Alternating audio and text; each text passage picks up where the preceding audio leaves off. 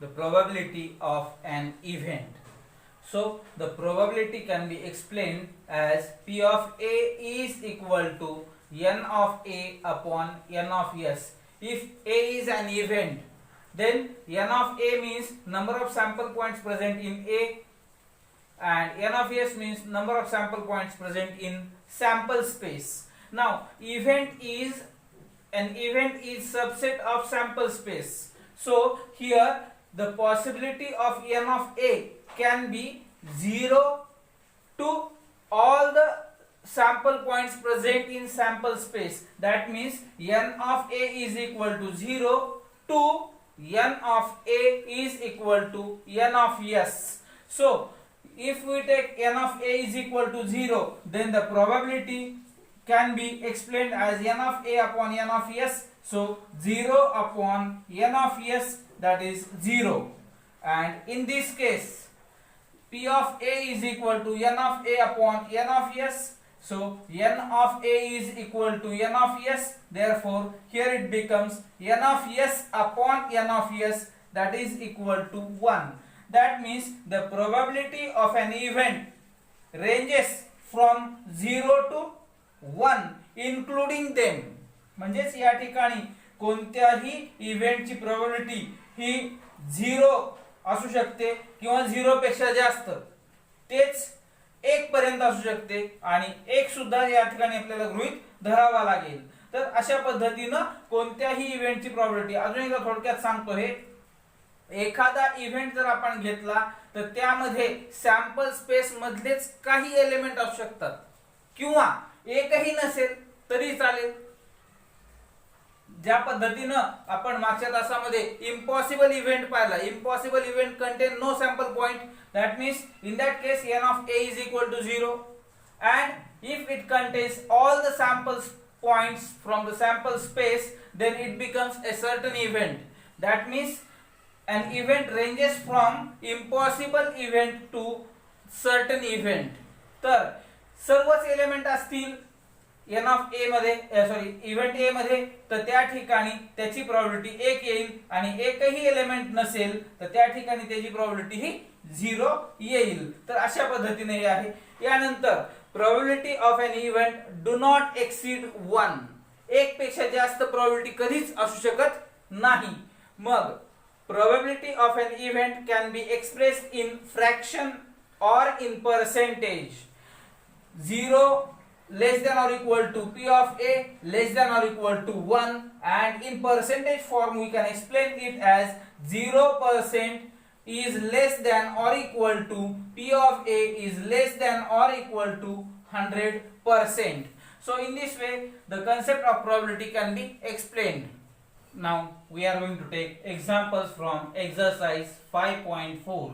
Here we are going to find out probability of different events. So first experiment is 2 coins are tossed. Now 2 coins are there.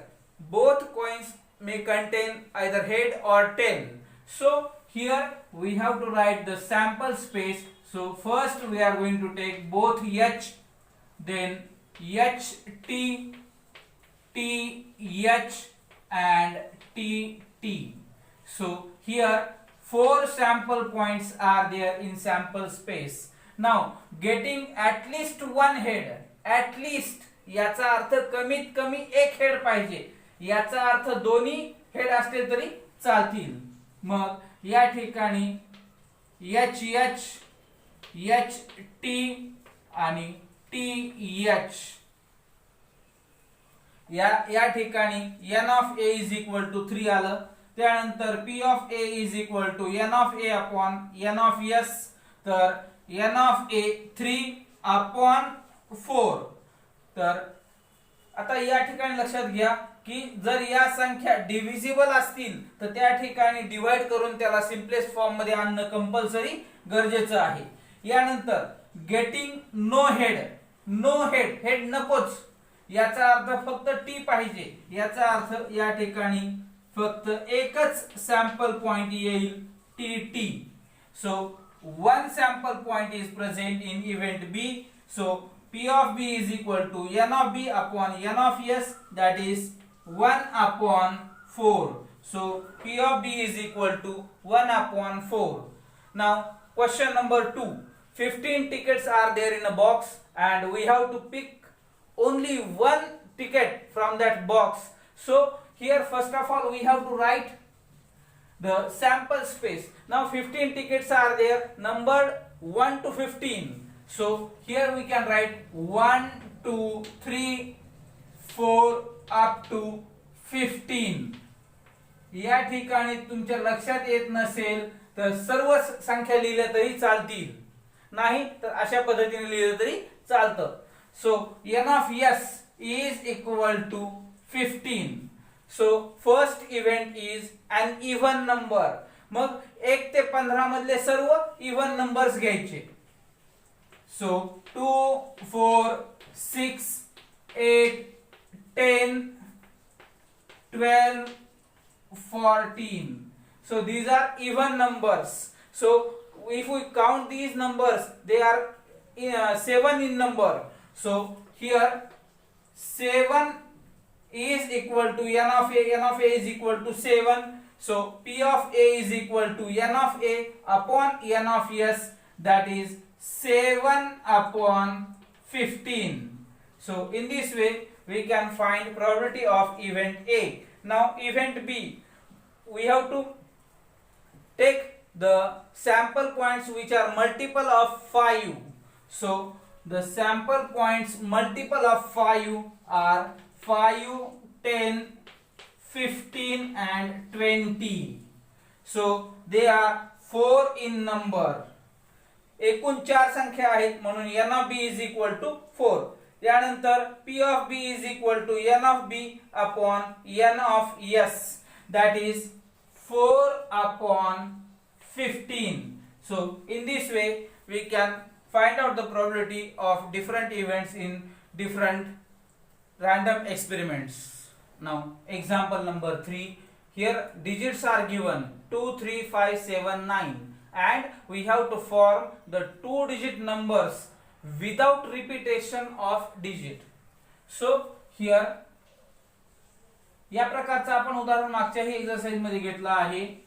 तर 23, 25, 27, 29 हे झाले 2 दशक स्थानी घेऊन 4 संख्या तयार झाल्या. आता 3 घ्यायचं 32, 35, 37, 39. आता 5 घेऊ 52, 53, 57, 59. त्यानंतर 7 घ्यायचं 72, 73, 75 आणि 79. आता 9, 92, 93, 95 आणि 97 या ठिकाणी लिहितो. तर अशा पद्धतीने एवढ्या संख्या झाल्या. पहा 2 दशक स्थानी घेत असताना 4 संख्या झाल्या, एकूण 5 अंक आहेत म्हणजे 4 पंचे 20 संख्या झाल्या. यानंतर पहिला इव्हेंट अन ऑड नंबर. तर एवढ्यामधील ऑड नंबर आपल्याला सिलेक्ट करायचे आहेत. 23, 25, 27, 29, 35, 37, 39, 53, 57, 59, 73, 75, 79, 93, 95 आणि 97. आता या ठिकाणी मोजून पाहू. 1, 2, 3, 4, 5, 6, 7, 8, 9, 10, 11, 12, 13, 14, 15, 16 या एकूण 16 संख्या झाल्या. मग प्रोबॅबिलिटीचा formula P of A is equal to n of A upon n of s. So it becomes 16 upon 20. या ठिकाणी 4 न भाग जातो तर 4 न भाग घालायचा. 4 चौक 16 आणि खाली 4 पंचे 20. So P of A is equal to 4:5. Now second event is multiple of 5. So we have to find out the numbers which are multiple of 5 in this sample space. So first is 25, then 35, then 75 and 95. So these are the four numbers which are multiple of 5. Then P of B is equal to N of B upon N of S, that is 4 upon 20. 4 1s are 4, 4 5s are 20. So 1 upon 5. So P of B is equal to 1 upon 5. Now example number 4. Here two dice are thrown simultaneously, then we get the sample space in this way, as we discussed in the last exercise also. तर मागच्या exercise मध्येही पाहिलंय आणि ज्यावेळेस आपण sample space हा concept शिकत होतो तर त्यावेळेसही आपण हा सॅम्पल स्पेस लिहिलेला आहे. तर या ठिकाणी एकूण हे 36 सॅम्पल पॉइंट्स आहेत. तर N of S is equal to 36. Now event A is sum is at least 10. दोन्ही अंकांची बेरीज ही कमीत कमी 10 आहे. मग वरच्या बाजूला जास्तीत जास्त बेरीज ही 6 अधिक 1 7 येते. मग त्यावेळी आपण एकदम शेवटच्या रांगेत यायचं. पहा, इथं बेरीज 7 येते, इथं बेरीज 8 येते, इथं बेरीज 9 येते, या ठिकाणी बेरीज 10 येते आणि ॲटलिस्ट याचा अर्थ कमीत कमी 10, यापेक्षा जास्त बेरीज असेल तर चालेल. मग या ठिकाणी 6 4 5 5 4 6 ही रांग झाली. आता यानंतर याच्या खाली 10 पेक्षा जास्त बेरजा असतील आणि याच्या वर 10 पेक्षा कमी बेरजा असतील. मग पुढचे अंक येतील 5 6 6 5 आणि 6 6. तर एकूण हे झाले 1 2 3 4 5 6. तर N of A is equal to 6. त्यानंतर P of A is equal to N of A upon N of S. तर या ठिकाणी या किमती ठेवायच्या. 6 upon 36, that is 1 upon 6. याला सिंप्लिफाय केलं, 6 न भाग घातला तर हा येतो 1 upon 6. Then second event is the sum of the two numbers or two digits is 33.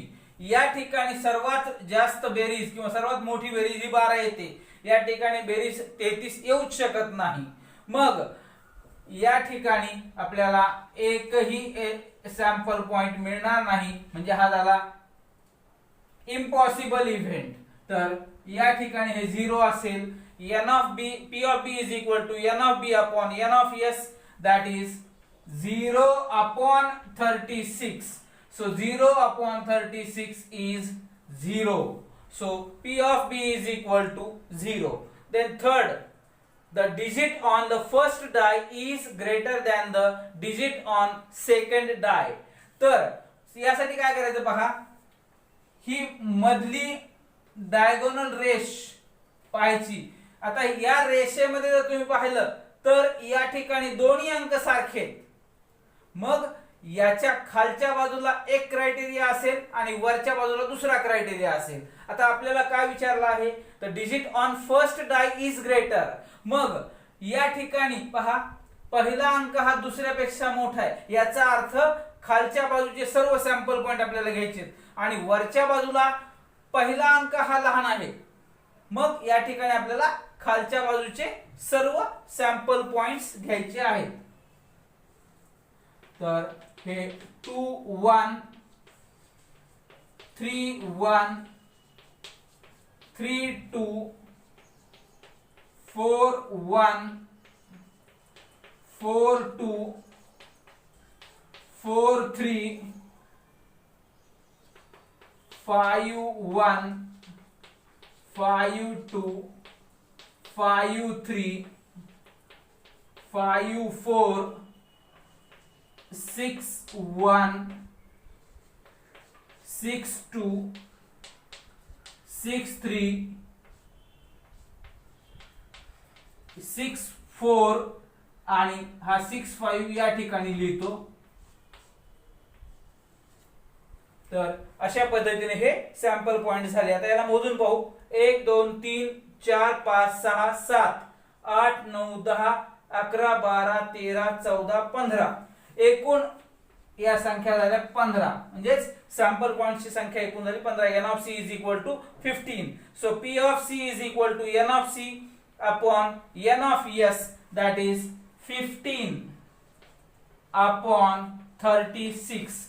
याला 3 न भाग जातो तर 3 न भाग घालायचा आहे. 3 न 5 15 आणि 3 न याला भाग घातला तर 12 येईल. म्हणजे हे झालं 5/12.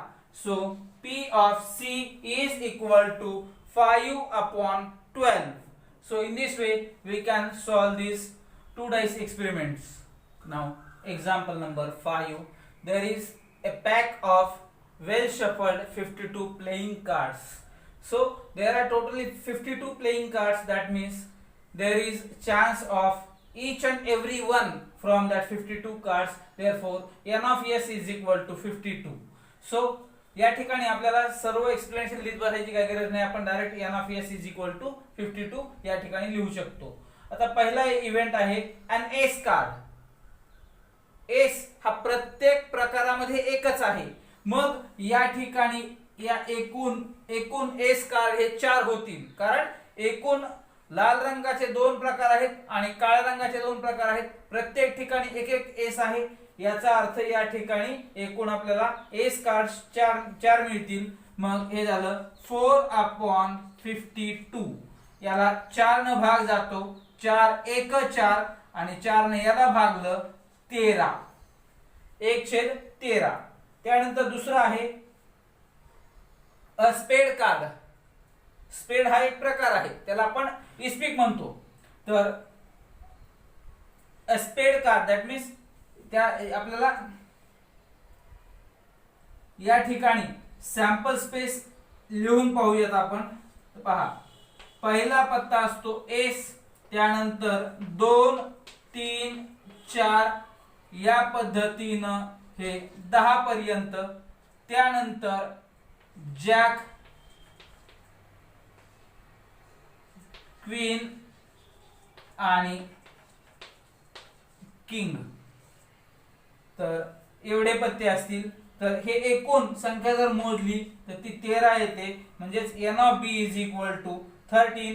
p of b is equal to n of b upon n of s, that is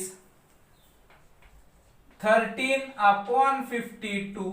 So 1/4. तर या पद्धतीने येईल. आता face card.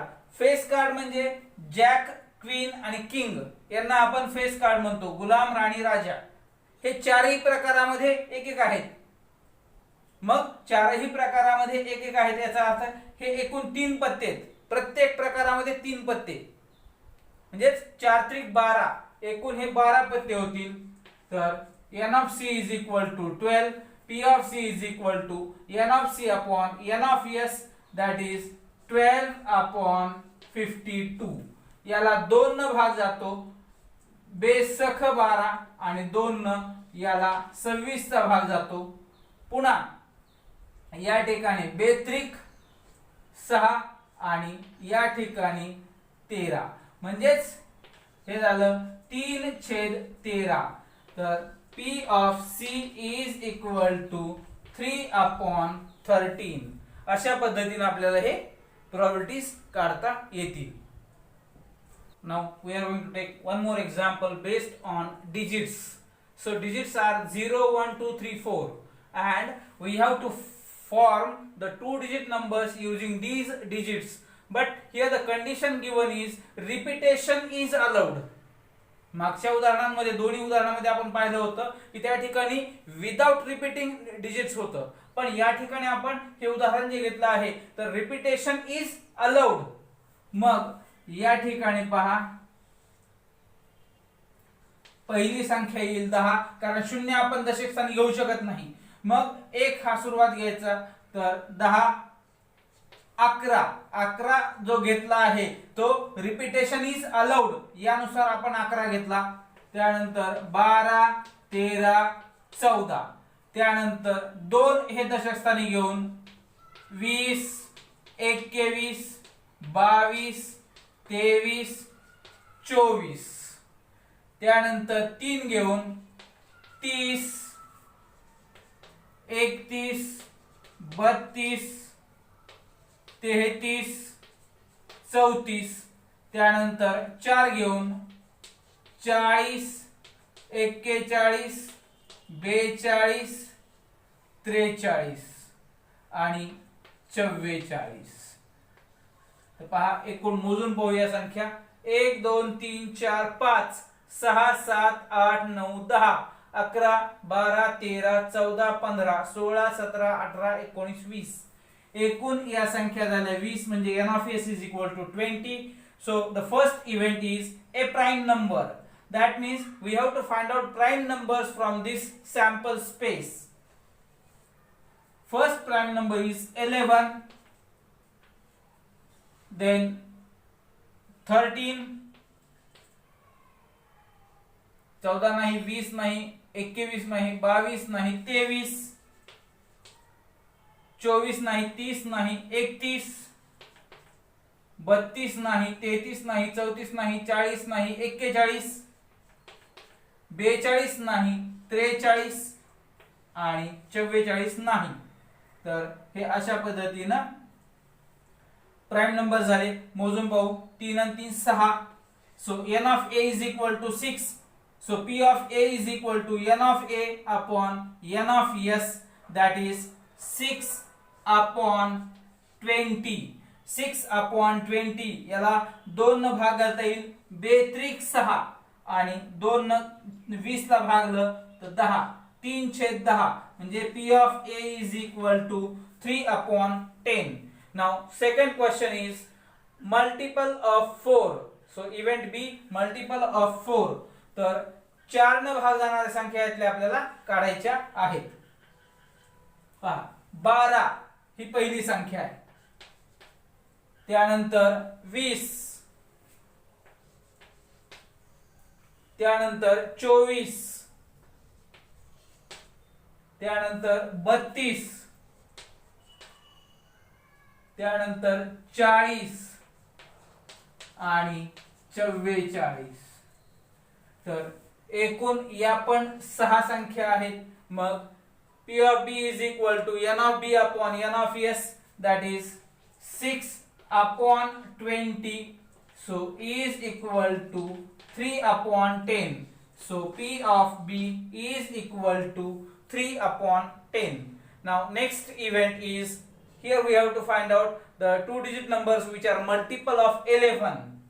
So the multiples of 11 are 11, 22, 33 and 44. So these are 4 in numbers.